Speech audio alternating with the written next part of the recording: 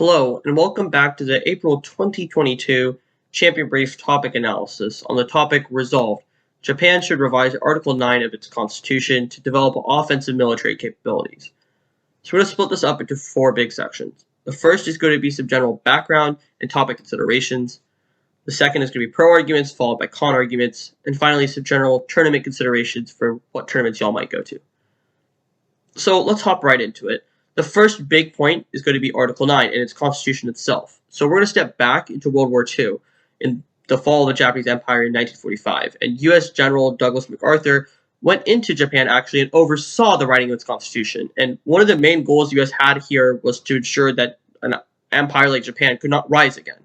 And thus Article 9 was actually included there, where it essentially states that Japan has given up the right to belligerency. It's given up the right to war, and it won't develop all of these weapons that could be used for war.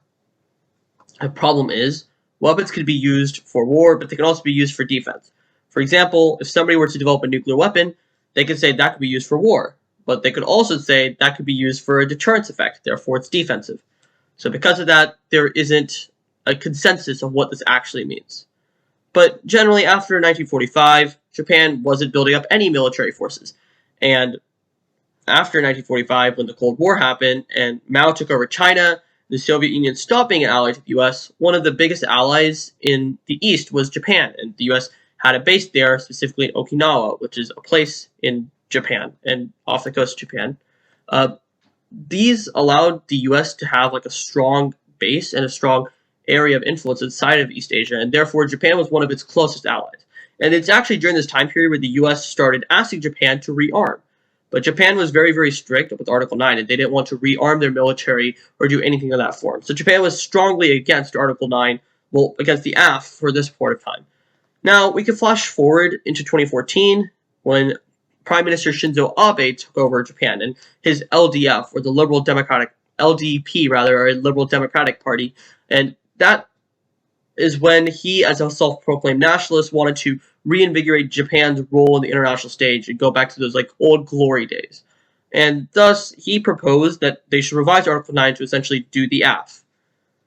The problem is, this never happened. And many people in Japan at this time started following Shinzo Abe and decided to now go more towards Article 9. So now there's more of a split in Japan about whether they want the AF or whether they don't want the AF.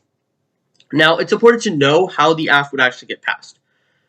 To be able to pass or to revise that article of the Constitution, you have to have a 2/3 majority in both houses of Diet, which is Japan's Congress, similar to the U.S. Congress, and it also has to follow a national referendum where it's essentially a vote for all citizens of Japan, and it has to pass a majority for you to revise the Constitution. But obviously, it's fiating this doesn't really matter, but here's where you can get a lot of argumentation. It's important to know that when we get into the actual pro and con arguments. One other consideration to know is because it's really vague, since 2014, Japan's actually been developing more weaponry, and they're actually one of the strongest navies in the world.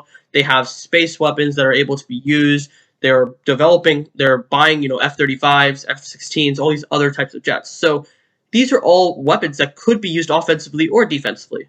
So I think when looking to the topic, debaters should rather not go to the material impacts of it, but they should go to the perceptual impacts. How will people view Article 9 being passed? And let's hop right into that with the pro arguments.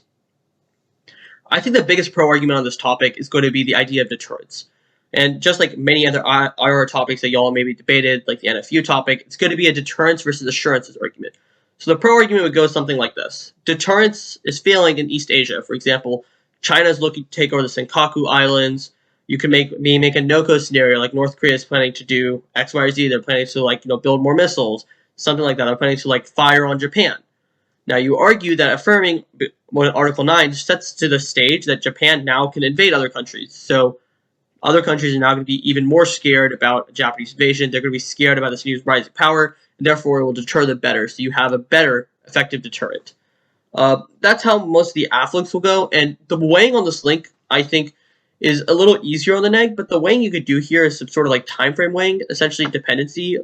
You can make an argument that because of Ukraine, and you make an argument that Ukraine might escalate, the U.S. is going to be spread really, really thin. And because of this, the U.S. security assurances are going to look weak.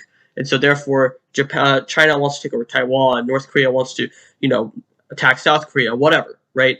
you can read a lot of scenarios off this about the U.S.'s deterrent. You could argue that Article 9 will allow Japan to essentially be a proxy of the U.S.'s empire there to make sure none of that happens. So a lot of scenarios you could read off here. You could read a South Korean prolif scenario. South Korea is like already looking to proliferate because they think the U.S. security umbrella is weak. Japan doing Article 9 means that South Korea could have a strong ally in East Asia, and therefore there's no need for them to be able to proliferate. Proliferation's bad.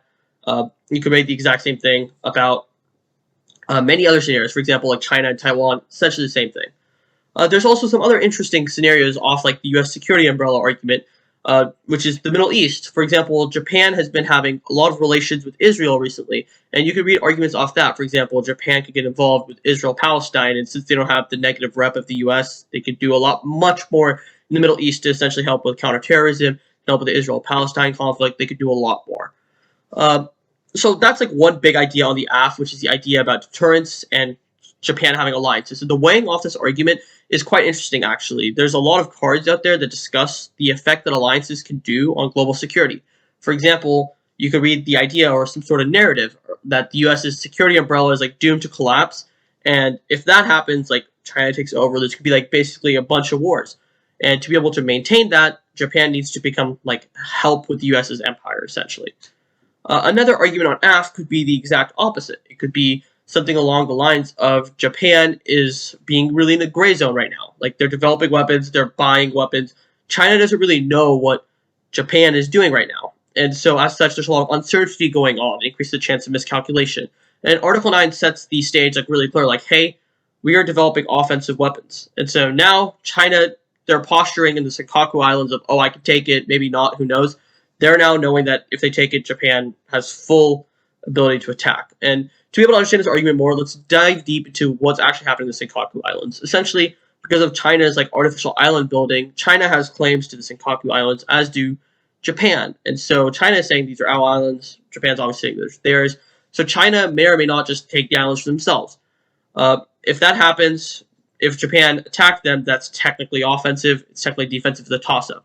So there's a really low probability of Japan actually attacking them there. But with Article 9 revised, there's more of a higher probability of them doing that.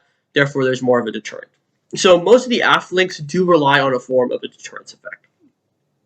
Another interesting argument, this is probably for more of your tech judges out there, is the idea of like nuclear terrorism. Essentially, what I spoke of earlier, Japan's hedging, where they have all these nuclear weapon materials lying around and they can get stolen really easily.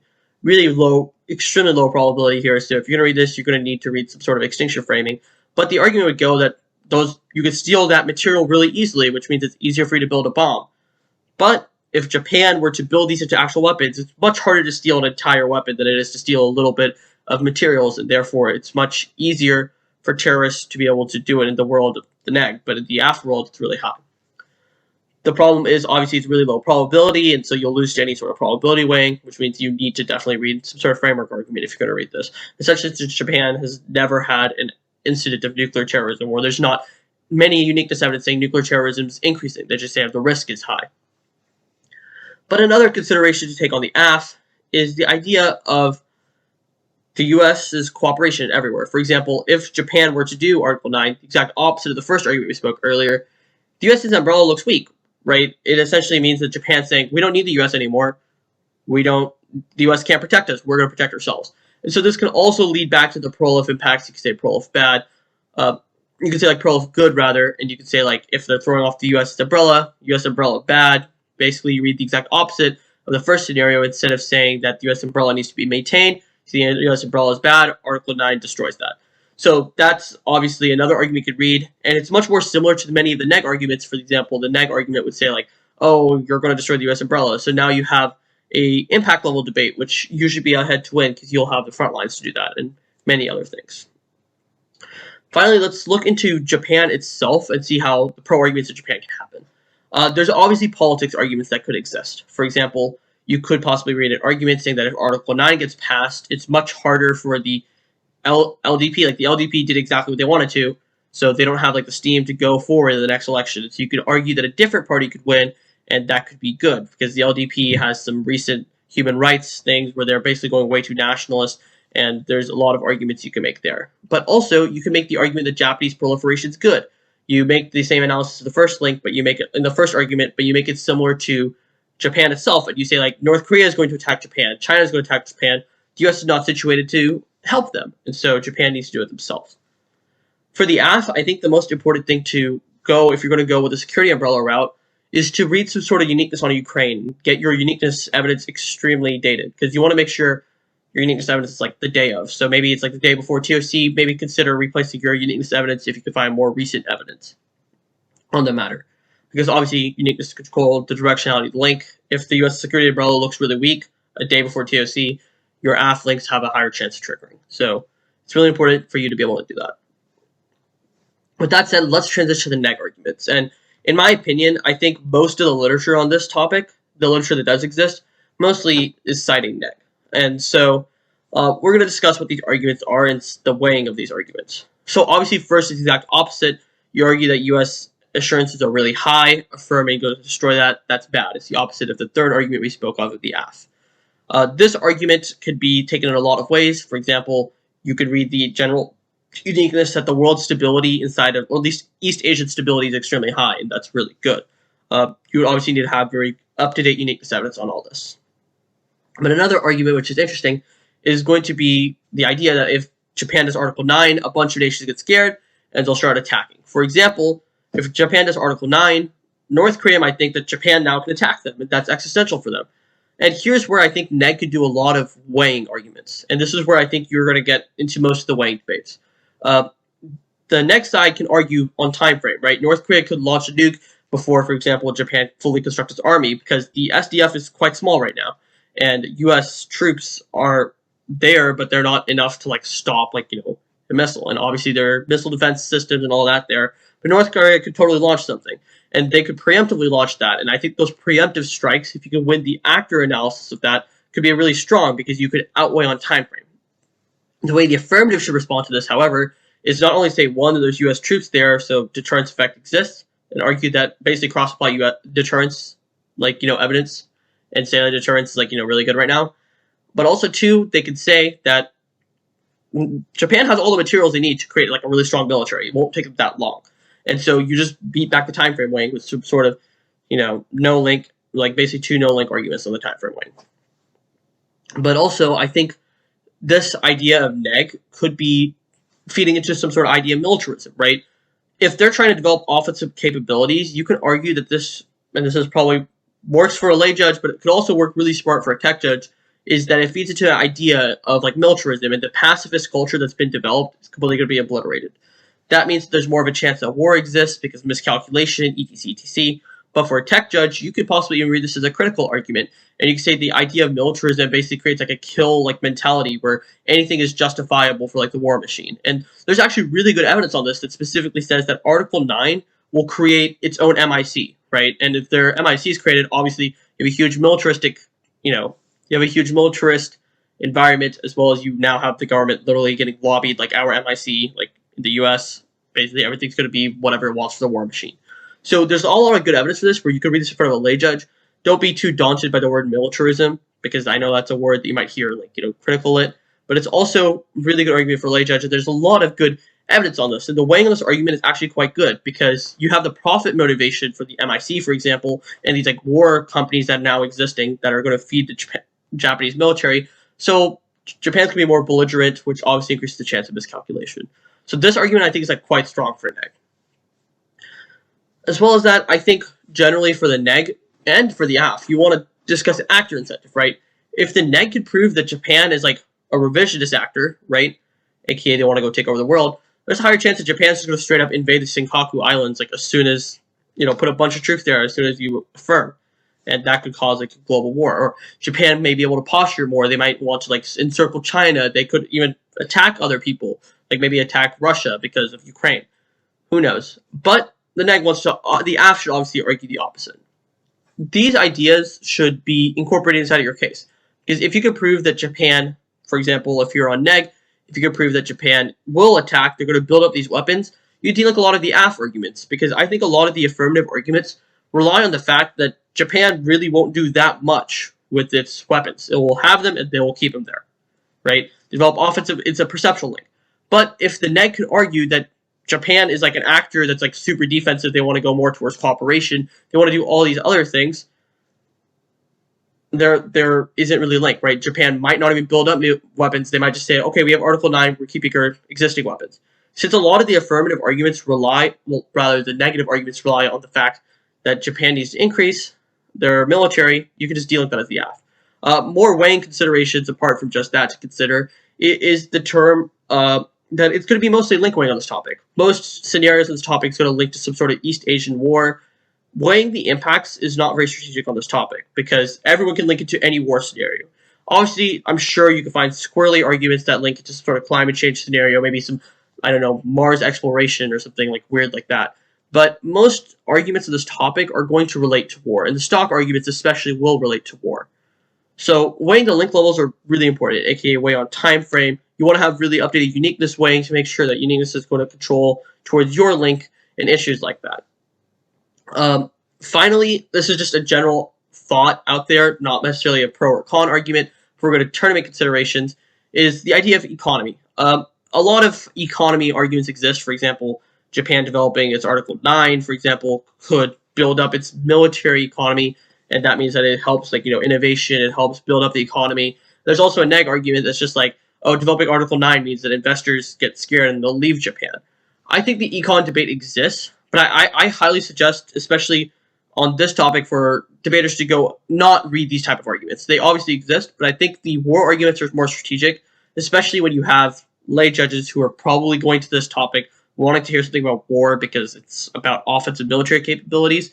And you also have the techier judges who are probably going to be okay with the econ scenario, but since this is the TOC, if you have techier judges, I suspect that people will just straight impact turn that, and I don't think that's a debate you really want to get into. Also, since there's links on both sides, I think it's just much easier and more strategic for you, especially at this tournament, to read one big narrative and read really narrative cases. So I guess that fills us right into the tournament considerations. The biggest tournament on this topic, obviously, is the Tournament of Champions. There's a few others that exist, but the Tournament of Champions is essentially what I suggest. You need to have very highly narrative cases. Obviously, you can have tech cases, like ultra tech, and you could also have narrative cases. The reason why is the judging at TOC is going to be very, very variable. It's not going to be like consistent every single round where you can have the exact same type of judge where you can get away reading hyper tech every round or hyper lay every round. So I suggest, as always, for debaters to have two cases. Have a very, very lay case, very, very narrative oriented, and also have a very, very tech case where you can maybe read a critique about militarism or read a critique about imperialism on AF or something like that. You don't want to try and do both. There's a lot of people this season, and there's a lot of debaters who might try and just make a critique or something very, very lay, and it will fly for flay judges, and they just have a lay case. I wouldn't suggest that this topic. The reason why is you're going to have so much variable. For example, there's a few first-year outs you're going to be in the pool. There's going to be, like, obviously a lot of second-year outs, third-year outs. And you're also going to have a lot of, like, debate coaches in the pool. And you want to try and adapt your cases as much as you can to your opponents. Not your opponents, rather, your judges. And so having those two cases are really useful. But what I'd suggest for terms of success, in the outrounds of the Tournament Champions, panels aren't going to be consistent. For example, you're not going to have three people who are going to be super tech. And the easiest way for y'all to be consistent in this tournament is to develop very, very flay and lay cases that are centered around an idea and possibly nuance those in a way that you can be more successful with them. Obviously, in like super late out rounds, you could read probably more techier arguments, but to be able to get from that point of prelims to out rounds, having very, very strong lay cases that you're going to be successful with and that you could read in front of a tech judge that have strategic implications are going to be the way to go for this topic. Obviously, techier arguments definitely do exist. There's a lot of critiques on this topic, and there's a lot of critiques that exist that rely to the idea of Japan building up its military. But as always, you should keep it simple. You should make sure that you can just delink that idea, and you should be able to be fine on this topic. So that concludes the 2022 topic analysis. As always, thank you to Champion Briefs for letting me discuss this with you. And hopefully you all had a spring break. Happy debating, and good luck prepping.